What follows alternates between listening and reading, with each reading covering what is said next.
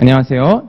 저는 오늘 행정사 2차 쟁점 특강 오신 모든 분들 아주 환영합니다. 저는 오수연 변호사라고 합니다. 오늘 특강 시간이 3시간이라 짧지 않은 시간이잖아요. 3시간이라 짧지 않은 시간이라 호흡 조절을 잘 해야 되니까 일단 저희 목차 같이 보면서 오늘 어떻게 좀 호흡 조절을 하면 좋을지 살펴보겠습니다.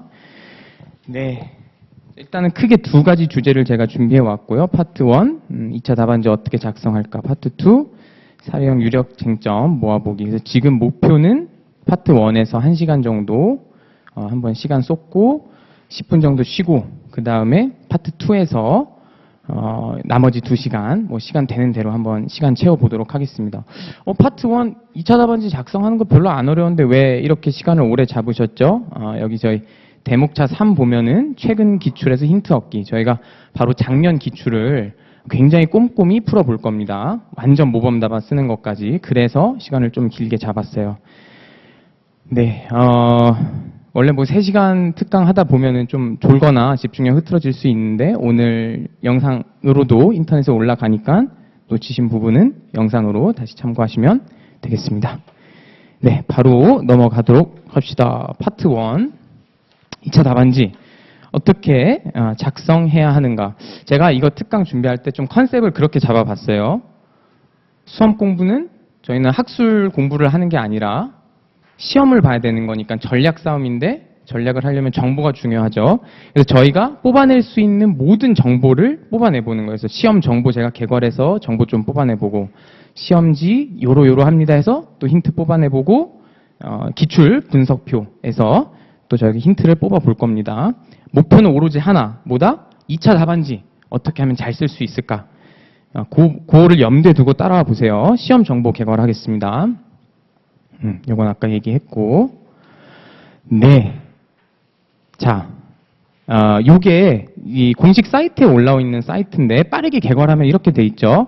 행정사 2차 시험 총 4과목을 보는데 여기 써 있듯이 민법 계약, 행정 절차론, 사무관리론 여기까지는 공통이고 마지막 한 과목이 이제 행정사 종류에 따라서 선택 과목을 보십니다. 앞에 2과목을 1교시에 보고 뒤에 2과목을 2교시에 보죠. 민법이랑 행정절차론을 1교시는 9시 반부터 11시 10분까지 100분입니다. 100분.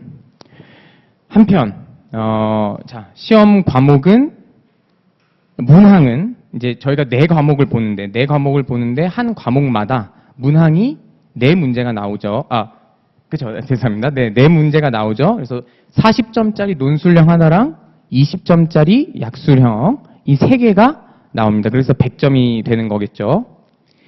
그런데 그러한데 40점짜리 논술형이 대부분의 경우에는 20점짜리 2개로 나와요. 항상 그런 건 아닙니다. 조시생 보시는 거 항상 그런 건 아닌데 제 1회 기출 같은 거 보면 40점짜리가 통으로 나오기도 했고 30점, 10점으로 쪼개서 나오기도 하는데 대체로는 20, 20으로 쪼개져서 나오고 따라서 총 20점짜리 5문제를 본다고 보시면 됩니다. 행정 절차론도 비슷해요. 그러면은 계산을 하면 어떤 계산이 나오죠? 1교시에는 10문제를 주관식 10문제를 100분 안에 풀어야 된다는 계산이 나옵니다. 그러면 기계적으로 계산하면 한 문제에 10분인데 문제 이해도 해야 되고 문제 어떤 상황인지 파악도 해야 되니까 한 문제당 7분에서 8분 정도 작성을 해야 되는 굉장히 빨리 써야 되는 문제인 거를 알 수 있습니다. 네. 그리고서 바로 다음 힌트로 넘어가 볼게요. 이제 시험지가 어떻게 생겼는지 보면서 또 한번 힌트를 얻어보겠습니다. 행정사 2차 시험은 이미 시험 치러보신 분들은 아시겠지만 이렇게 생긴 시험지에다가 답안지를 작성합니다. 답안지를 작성하는데 이 한 바닥, 한쪽 혹은 한 바닥이라고도 하는데 원래 22줄이 있어요. 22줄로 구성되어 있는데 우리끼리는 이제 약속을 합니다. 우리끼리는 어떻게 약속하냐? 맨 윗줄하고 맨 아랫줄은 적지 않는 거예요. 그냥 가독성이나 미적인 측면도 있지만 그냥 한쪽에 20줄이라고 하는 게 계산이 편하니까. 그렇죠? 한쪽에 20줄이 있다. 결론부터 말씀드릴게요. 이미 제가 그림을 그려놨습니다만 결론부터 말씀드리면 어떻다? 20점에 30줄이라는 기준을 갖고서 전략을 세우시면 돼요. 20점에 30줄. 그러면 한쪽에 아까 20줄이었으니까 20점짜리 문제가 나왔다. 그러면은 한 바닥하고 절반 정도 쓰면 되겠구나라고 기준을 잡아. 물론 뭐 여기 딱 맞추라는 건 아니고 원래 시험이란 게 그렇지 않습니까? 좀 왔다 갔다 할 수 있는데 왜 기준을 가져야 되죠? 여러 가지 이유가 있죠. 1번 20점짜리 문제가 아니라 10점, 30점, 40점짜리 문제가 나올 수도 있어요. 요거에 따라서 우리가 조절을 하면 되겠죠. 뭐 20점에 30이니까 10점짜리 문제가 나왔으면 15줄이니까 한 요 정도 쓰면 되겠구나. 뭐 만약 40점이 통으로 나오면은 세 바닥 가득 채우면 되겠구나. 이런 식으로 전략을 세워야 된다는 겁니다. 그리고 한마디 더. 요게 이제 강의 안에도 제가 적어놨을 텐데 우리끼리 또 약속하는 건 뭘 약속한다? 새로운 문제를 풀 때는 반드시 새로운 쪽수에 쓰는 겁니다. 문제 이게 또 전략이에요. 그러면 20점짜리 1번 문제가 나왔으면은 여기에 1 쓰고서 20점이니까 아까 얘기했듯이 30줄을 썼어요. 여기 남았다고 여기에 바로 두 번째 문항을 쓰는 게 아니라 그 다음 문제는 다음번 쪽수에서부터 시작을 하는 겁니다. 이런 전략이 이따가 저희가 기출문제 풀 때에도 알 텐데 작년 기출 같은 거 풀 때 빛을 되게 많이 발했을 거라고 저는 생각합니다. 왜냐? 논수령 1번이 어려웠어요. 제시 보신 분들은 아시겠지만. 그런데 예를 들어서 약수령 3번 같은 거는 토지 임차인의 지상물 매수 청구권이었으니까 당연히 준비가 돼 있는 사안이었잖아요. 그런 걸 먼저 풀 수 있다는 거죠. 이런 식으로 저희가 전략을 짜면은. 그래서 두 가지. 20점에 30줄. 그리고 두 번째는 새 문제는 새로운 쪽수에 시작한다. 요거 두 가지 기억해야겠습니다. 네. 제가 PPT를 준비하긴 했는데 그냥 말로 대부분 하게 되네요. 지금 여기까지 한 거죠. 과목이 있는데 요거 100분 동안 10개 문제 7, 8분에 써야 되고 20점에 30줄 새로운 문항, 새로운 쪽수에서 반드시 해야겠다. 네, 기타 조언. 요것도 굉장히 중요합니다. 1번. 어떠한 경우에도 문제 하나를 통째로 백지 제출하는 경우는 절대로 없어야 한다. 요게 너무 당연한 얘기 같아서 이거 왜 쓰세요? 강사님 이럴 수도 있는데 생각보다 굉장히 많습니다. 왜 그런 걸까요? 아까 말한 시간 관리에 실패하는 경우가 많은 거죠. 두 가지 극단이 있겠죠. 자기가 아는 문제가 나왔다고 흥분이 돼가지고 막 너무 많이 쓰다가 다른 문제를 못 쓰는 경우거나 아니면은 이런 경우도 또 빈번해요. 패닉이 온 거죠. 본인이 준비 안 한 문제가 나와버린 거예요. 자기 아는 거 쓰다가 모르는 거 못 써서 통 백지 날려버렸다. 그래도 1번 문항은 내가 충분히 썼으니까 어떻게 되지 않을까? 절대 그렇지 않습니다. 알고 있는데도 강조를 해야 돼요. 통백지는 절대 안 됩니다. 합격하려면. 2번. 이것도 너무 중요해요. 행정사 2차 시험 준비할 때 반드시 직접 손으로 문제를 풀어봐야 한다. 이것도 너무 상식적인 내용 같은데 안 하시는 분들이 있어서 제가 굳이 강조를 하는 거예요. 본인이 머리로 아는 거랑 손으로 써보는 거 이미 시험 보신 분들은 아시겠지만 하늘과 땅 차이죠. 많이 알고 있어도 손으로 쓰려면 잘 안 써지잖아요. 반드시 손으로 풀어봐야 됩니다. 저희가 시간이 조금 없긴 한데 너무 중요한 내용이라서 제가 개인적인 얘기 하나만 공유해 드릴게요. 제가 로스쿨에서 변호사 시험 공부할 때 같이 공부하던 친구 중에 조금 속도가 느렸던 친구가 있어요. 이해하는 속도가. 굉장히 기초적인 판례나 법리를 제가 옆에서 설명을 해줬어야 됐는데 그 친구의 장점이 뭔고 하니 엉덩이가 일단 엄청 무겁고 사례형이 엄청 강해요. 왜 사례형이 강한가 했더니 문제를 이해할 수 있는 그냥 문제를 문헌적으로 이해를 할 수 있으면 모범 답안을 그냥 다 베껴버리는 거예요. 그냥 판례를. 저는 속으로는 되게 미련하다 이렇게 했는데 결론 하위권에 있었거든요. 상위권으로 가더니 혹시 아시는지 모르겠습니다만 상위권 중에서도 로클럭이라는 또 제도가 있거든요. 로클럭을 통과도 완전 고득점으로 통과를 해서 서울중앙지법으로 발령이 났어요. 1등 했다는 뜻이에요, 그 말은. 참고로 시험 직전까지도 제가 굉장히 기초적인 법리를 설명해줘야 됐습니다. 그 친구한테. 같이 스터디 메이트였어가지고. 제가 그 친구한테 시험 합격하고서 물어봤어요. 합격 비법이 뭐냐? 이 친구가 남긴 명언이 정말 명언이에요. 머리가 기억을 못해도 손이 기억한다라는 엄청난 명언을 남겼어요. 물론 그냥 무작정 다 암기하라는 건 아니에요. 그러니까 예를 들어서 여기 계신 분들 중에 이해를 해야지 이해 안 하고서 너무 암기하면 정말 두드러기가 나시는 분들도 있을 거예요. 제가 조금 그런 스타일. 얼마나 그게 두드러기가 나면 시험 끝나자마자 인문 교양서를 썼겠습니까? 하지만 한 가지 확실한 거는 손으로 안 써봤는데 고득점을 맞는다. 아예 없어요. 이거는 절대 없어요. 절대로. 아예 없어요. 아예. 반드시 시간을 무리해서라도 이해하는 시간을 줄여서라도 손으로 풀어보셔야 돼요. 우리 시간이 없는데도 제가 무려 5분이나 들여서 강조한 이유가 있어요. 제발 오늘 특강 내용 중에 요거 하나만 가져가셔도 될 정도로 중요한 내용입니다. 진짜로 실전적으로는. 3번 자신에게 맞는 필기구를 찾자. 요거 말고 원래 제트스트림하고 에너겔이 유명하죠. 그래서 에너겔이 유명한데 꼭 이거 안 써도 돼요. 안 써도 되는데 옛말에 명불허전이라고 이름을 날리는 필기구에는 다 이유가 있습니다. 저는 개인적으로 제트스트림을 아주 애용을 많이 했어요. 0.5가 0.7, 0.5는 좀 너무 작습니다. 미리미리 본인에게 잘 맞는 필기구 찾으셔야겠습니다. 좋습니다. 빨리빨리 다음으로 넘어가겠습니다. 기출 자료에서 힌트를 얻어봅시다. 자, 두 가지 코멘트. 1번.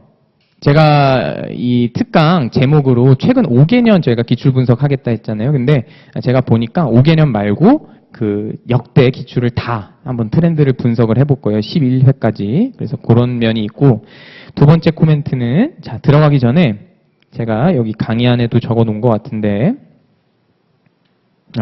여기가 프린트아웃 된 거에는 적어놔져 있을 것 같아요. 행정사 2차 시험에는 다음과 같은 특징이 있다고 제가 적어놨어요. 1번 특징 1.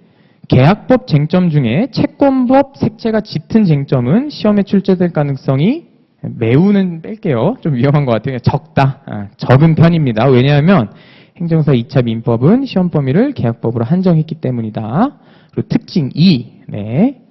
구석에 있는 내용이라도 그것이 조문에 규정된 내용이라면 언제든지 출제될 수 있다. 이게 중요해요. 왜냐하면 행정사 민법 시험이 기본적으로 추구하는 방향은 조문에 대한 완전한 숙달이기 때문이다. 저는 이렇게 표현하고 싶어요. 저는 행정사 시험이 굉장히 잘 만들어진 시험이라 생각하는데, 왜냐하면은 민법 조문, 문 좀 닫아주시겠습니까? 뒤에 오신 분? 네. 민법 조문을 완전히 숙달한 전문가를 뽑아내는 시험이에요. 제가 이거를 계속 연구를 해봤거든요. 시험 분석하고 하면서. 이 테마를 갖고서 기출표를 분석해보면 출제자의 마음을 알게 돼요. 아까도 얘기했지만 수험은 전략 싸움이잖아요. 출제자의 마음을 알아야 그거에 맞춰서 우리가 준비를 할 수 있잖아요. 출제자는 기본 마인드가 뭐다? 민법 조문에 완전히 숙달된 전문가를 뽑아봐야지 라는 걸 찾는다는 거예요. 자, 그러한 기준 두 가지를 갖고서 분석을 해보겠습니다. 기출표, 죄송합니다. 제가 표는 아마 강의 안에 안 붙여놓은 것 같아요. 조금 작긴 한데, 일단 최대한 눈 크게 뜨고 한번 봐봅시다. 말로는 제가 다 말씀드릴게요. 제일 먼저 눈에 들어오는 것은 말할 필요도 없이 임대차예요. 왜냐? 제 1회부터 최근 11회까지 단 한 번도 빠지지 않고 나왔어요. 내년에도 나올 거라고 기대할 만한 충분한 근거가 있겠죠. 그런데, 특이할 점이 몇 가지가 있습니다. 1번, 임차인의 지상물 매수 청구권과 부속물 매수 청구권이 합해서 5번이나 출제가 됐어요. 그냥 읽어드릴게요. 제가 3회, 5회, 6회, 8회, 11회 작년에 나왔죠.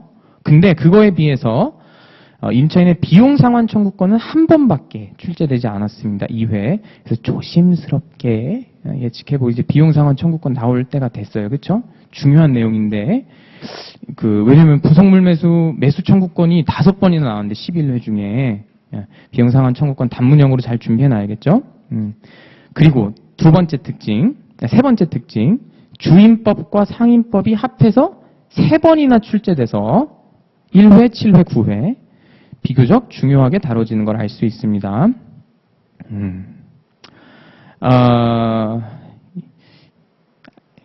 그냥 요거 대본에 있는 걸 읽을게요. 이게 조금 오바스럽지만 이걸 알아야 출제자 마음을 아셔요. 잘 한번 들어보세요. 제가 대본에 쓴 거. 주임법과 상임법이 비중 있게 다뤄지는 게 과연 우연일까? 결코 그렇지 않다. 앞서 말했듯이 어려운 내용이나 구석에 있는 내용일지라도 일단 조문에 있는 내용이면 시험에 출제해요. 그리고 요것이 행정사 출제자분들이 난이도를 조정하는 방식이에요. 판례를 엄청 어려운 걸 낼 수가 없어요. 생각을 해보세요. 계약법으로 한정돼 있으니까. 그래서 구석에 있는 조문을 내는 걸로 난이도를 조정하는 거예요. 우리가 주임법, 상임법 완전 깨고 있어야 되는 이유겠죠. 당연히. 조문 내용을. 특별법이긴 하지만 반드시 시간을 내어서 조문 내용 구조화하고 단문형으로 준비해놔야겠습니다. 주임법, 상임법. 그 외에 제가 또 조심스럽게 찍어보면은 묵시의 갱신이랑 보증금을 후보로 꼽겠습니다. 묵시의 갱신이랑 보증금. 왜냐? 묵시의 갱신. 전자에서 조문을 쭉 읽어보면 조문에서 엄청 중요한 내용인 걸 알 수 있어요. 그런데 너무 중요한데도 아직 시험에서 비중 있게 다뤄지지 않았어요. 제가 꼽습니다. 그리고 후자는 채권법 색채가 조금 있긴 하지만 사례형으로 내기가 좋습니다. 보증금은 준비 방식이 다르죠, 느낌이. 묵시의 갱신은 단문형 목표로 예쁘게 정리해놔야 되고 보증금은 주요한 판례 위주로 좀 정리해두면 되겠습니다. 다음입니다. 그 다음에는 임대차 다음에는 누가 눈에 들어오죠? 계약의 성립과 효력이 눈에 들어와요. 표에서 1회, 2회 빼고 3회부터 최근까지 또 단 한 번도 빼지 않고 출제가 됐네요. 어떤 트렌드가 있었나요? 읽어볼게요. 동시이행, 동의항이 2번, 제3자를 위한 계약이 2번, 5회, 11회, 위험부담 2번, 좀 특수한 형태의 계약 성립이 2번. 결론. 계약 성립과 효력은 굉장히 두루두루 모든 쟁점이 출제되고 있구나. 오늘 제가 파트 2에서 이 부분을 좀 준비를 많이 했거든요. 여기서 또 힘 조절을 해야 돼요. 조문을 구조화해서 단문형으로 준비해야 되는 쟁점이 있고요. 판례 위주로 사례형을 대비해야 되는 쟁점이 있어요. 이 똑같은 계약 성립의 효력이라고 묶여 있지만 다르다는 거예요. 그거는 파트 2 때 가서 봐봅시다. 이것도 제가 대본에 정리해 놓은 건데 오바스럽지만 한번 들어보세요. 중요해요. 동의항과 위험부당 쟁점은 채권법 색채가 강하기 때문에 현재 기출보다 난이도를 많이 올리기 어려울 것으로 판단된다. 따라서 계약의 성립과 효력 쟁점은 우선 기출을 완전히 소화하고 살을 붙여나가는 식으로 공부하기를 추천드립니다. 특히 이 527조부터 특수한 형태의 계약 성립이 쫙 나오잖아요. 그 단문형으로 잘 준비해야겠습니다. 아이고야, 시간 잘 가네요. 조금 속도를 내볼게요. 자, 그 다음은 매매입니다. 이것도 매매도 굉장히 많이 나온 걸 알 수 있어요. 매매는 자, 이것도 굉장히 재밌는 특이점이 있었는데 계약금 관련된 쟁점이 총 4번 출제됐는데 그 중에서 이행기 전에 이행 착수가 2번이나 출제됐습니다. 그리고 매매 예약에 관련된 쟁점이 2번, 담보 책임에 관련된 쟁점이 3번. 자, 요번에도 똑같죠? 사실은 다른 시험까지 민법을 공부를 해보면은 사실은 다른 시험에 비해서 이런 특징이 보여요. 다른 시험 민법까지 공부를 해보면 계약금이랑 매매 예약이 엄청 강조되는 걸 알 수 있어요. 그러면 고민해보는 거죠. 이게 그냥 요번 우연인가? 다시는 안 나올까? 계약금 매매 예약? 또 나올 수밖에 없어요. 왜냐? 조문이 중요하니까 행정사는. 계약금이랑 매매 예약은 여러 번 빈출됐지만 또 나올 수 있습니다. 준비해야 되고. 선생님 담보 책임 어려워서 시간 들여서 좀 설명 좀 해주시고 준비 바싹 하고 싶어요. 비효율적이에요. 난이도가 많이 어렵게 나오기가 쉽지 않습니다. 담보 책임은. 타인 권리 매매랑 물건의 하자 담보 책임. 지금 현재 기출처럼 앞으로도 강조가 될 수밖에 없어요. 조문 근거해서. 나머지 담보 책임 규정에서 호흡 조절 반드시 해야겠습니다. 자, 어디까지 했죠? 임대차 제일 중요하고. 계약 성립 효력했고 지금 매매까지 했습니다. 그 다음에 눈에 들어온 게, 네, 이제 유명한 게 계약의 해제와 해지. 요것도 보면은, 자주, 출제가 됐는데, 쟁점이 대체로 해제에 따른 효과, 즉, 제3자 보호나 원상회복 의무에 관련된 것임을 알 수 있어요. 역시, 채권법 색채가 너무 강한 걸 피한 걸 알 수 있어요. 이건 무슨 말이냐면, 이따가 근데 저희는 파트 2 때 제가 푸시스루를 하긴 할 거예요. 하긴 할 건데 사실은 계약의 해제에서 조문을 읽어보면 계약 해제의 요건 부분이 사례형으로 나오면은 따봉이에요. 문제도 어렵고 사례도 좋고 우리는 살짝 대비해 봅시다. 제가 맛을 보여드릴게요. 오늘 뿌리 뽑을 수 있습니다. 할 수 있는데 보세요. 보면은 요번에 사례형이 엄청 어렵게 나왔는데 어디 파트가 나와요? 요건 말고 효과 파트가 나와요. 효과 파트가. 난이도를 올리려면 두 가지 방식이 있는데 구석에 있는 조문을 내거나 판례, 채권법 색채가 들어간 판례가 나오면 어려워져요. 행정사 시험은. 근데 요번에 채권법 색채가 많은 판례가 나왔어요. 어려운 거죠. 근데 어디에 좀 강조가 돼 있다? 효과 부분이. 어떤 트렌드인지 이해가 됐죠? 이거 우연이냐? 우연 아니다. 우연 아니지만, 우연 아니니까 이거 준비하고, 하지만 우리는 요건 부분이 원래는 중요한 내용이니까 준비를 해보겠다. 파트 2에서. 이따가 한번 같이 해봅시다. 브레이크스루. 자, 그리고 나머지는 그냥 기타라고 그냥 묶어버리고 싶어요. 다음으로는 도급에서 4번, 조합에서 3번 출제됐고, 증여에서 2번, 소비대차 1번, 화에서 1번, 위임에서 1번, 여행계에서 1번씩 출제됐습니다. 행정사 시험 특징 잘 드러나는 대목이죠. 저는 어떤 의미에서는 요런 시험이, 요런 문제가 더 어렵다고 봐요. 진짜 난이도 있는 시험이에요. 행정사 시험이. 왜냐면은 처음 사례형을 풀어보시는 분들은 본인이 알고 있는 거를 사례에 적응하는 게 어려워요. 그쵸? 막 사례로 줄줄 나와 있으면 막 패닉 되잖아요. 익숙해지잖아요. 아무것도 아니에요. 그냥 바로 보여요, 이제 핵심이. 근데 뭐가 진짜 나중 가면 어려워지냐면은 요런 거 있잖아요. 여행 계약, 조합. 조합 정도는 사실 유명하긴 한데 화해 이런 거 미리미리 단문 준비 안 해놓으면 진짜 한 글자도 못 써요. 한 글자도. 그러니까 특징 여러 번 강조해서 죄송합니다. 근데 그만큼 중요해서 그래요. 구석에 있는 조문도 구석구석 조문이 중요하니까 행정사 시험은 그렇게 해야겠다. 좋습니다. 네, 잠깐 한숨 돌리고 드디어 이제 여기까지가 이제 트렌드를 좀 분석을 해본 거고 최근 기출에서 힌트 얻기입니다. 최근 기출에서 그러니까 말이 최근 기출인데 작년 기출 함께 풀어보자는 뜻이에요. 작년 기출 꼼꼼히.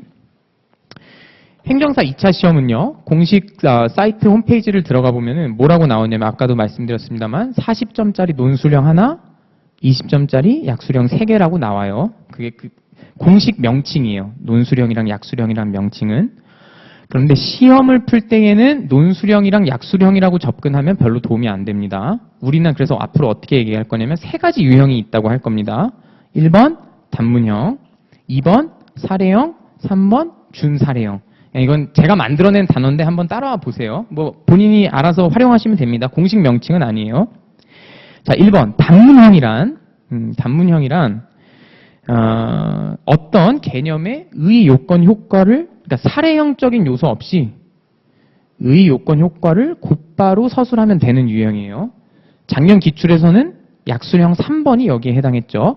건물의 소유를 목적으로 한 토지 임차인의 지상물 매수 청구권에 관해 설명하시오. 사례 요소 하나도 없어요. 전략적으로 봤을 때 저희가 점수를 가져가야 되는 문제죠. 당연히 아실 것 같습니다. 단문형은 사례형적인 요소가 없기 때문에 목차는 앞으로 어떻게 가져가시면 되냐면요. 1. 의, 2. 요건, 3. 효과 혹은 뭐 경우에 따라서는 법적 성질 뭐 이런 식으로 상황에 따라서 하시면 되겠습니다. 자, 그리고 그 다음번 유형은 사례형을 꼽을 수 있겠어요. 사례형이란 준사례형의 기준이 조금 자의적이긴 한데 저는 왜 나눴냐면 둘 다 사례적 요소가 들어가요. 사례형이랑 준사례형 둘 다 사례적 요소가 들어가는데 사례형이란 논리적으로 사안의 포섭이 들어가야 자연스러운 문제를 사례형이라고 일컫습니다. 예를 들어서 우리 작년 기출에서는 이게 1-1번이었나요? 그렇죠. 논수령 1-1번이 여기에 해당했어요. 이 경우 갑은 을에게 계약금의 배액을 지급하고 을과의 계약을 해제할 수 있는지 설명하시오. 기다 아니다. 해제할 수 있다 없다. 이런 문제가 있는데 이렇게 풀어서 해제할 수 있다. 해제할 수 없다. 사안에 포섭을 하면 되는 이런 문제가 사례형입니다. 따라서 논리적으로 봤을 때 사례형이라 판단되면 그냥 기다 아니다. 사안에 포섭을 해서 논리적으로 끝내도 되는 것 같은 문제 유형이면 이런 목차를 하시길 권해요. 결론적으로는 1. 문제 제기 그리고 뭐 쟁점이 되는 것. 쟁점 1, 쟁점 2 잡고 사안의 해결. 요거 나온 김에 주석을 하나 빠르게 달아볼게요. 주석을 뭘 달 거냐면 이따가 모범 답안을 풀 때도 보실 텐데 10점의 쟁점 하나라는 기준을 갖고 가면은 좋습니다. 그러고 보니까 오늘 되게 기준이 많이 나왔네요. 요 그냥 말로 하겠습니다. 기준이 지금까지 저희가 정한 게 3개예요. 그렇죠? 한 문제당 7분에서 8분 시간적으로는 공간적으로는 20점에 30줄 그리고 쟁점 수는 10점에 하나. 요거를 잘 기억하시고 항상 그런 건 아닌데 그렇게 기준을 잡아야 원칙이 있어야 응용을 하는 거잖아요. 10점의 쟁점 하나예요. 그럼 이 목차는 제가 뭘 기준으로 만든 걸까요? 20점짜리를 기준으로 만든 거겠죠. 쟁점 2개. 좋습니다. 그리고 마지막 사례는 준사례형인데 저는 개인적으로 이 준사례형이 행정사 시험에 아주 독특한 형태라고 생각해요. 다른 시험에는 잘 없는 사례적 요소가 있는데 논리적으로 사안에 포섭을 하는 게 조금 이상해요. 그냥 뭐 이런 식이에요. 법률 관계가 어떻게 되냐. 경우의 수를 나눠서 이렇게 봤을 땐 어떻고 저렇게 봤을 땐 어떤지 경우의 수를 나눠서 판단해 줄래? 뭐 법적 성질은 어떤지 얘기하고 그래서 결론이 어떻게 될지 얘기해 줄래? 이런 식의 문제인 겁니다. 그래서 사례형이랑은 조금 달라요. 우리 작년 기출 때는 논수령 1-2, 약수령 1, 약수령 2가 여기에 속했습니다. 이런 문제는 준사례형이라고 판단이 되면 사실 뭐 논점에 제기 안 하고 뭐 논점의 정리, 문제 제기 이렇게 해도 되는데 그러니까 일부러 제가 구분을 한 거예요. 준사례형은 이렇게 쓰겠다 해서. 그래서 1. 논점의 제기 쓰시고 쟁점만 하시면 됩니다. 특징을 보면 아시겠지만 사안에 포섭이 없다는 게 좀 특징인 거예요. 논리적으로 사안 포섭할 게 없으니까. 네, 10점의 쟁점 하나. 좋습니다. 딱 30분. 이렇게 해서 빠르게 시험 정보들을 통해서 일단은 정보를 좀 알아봤고요.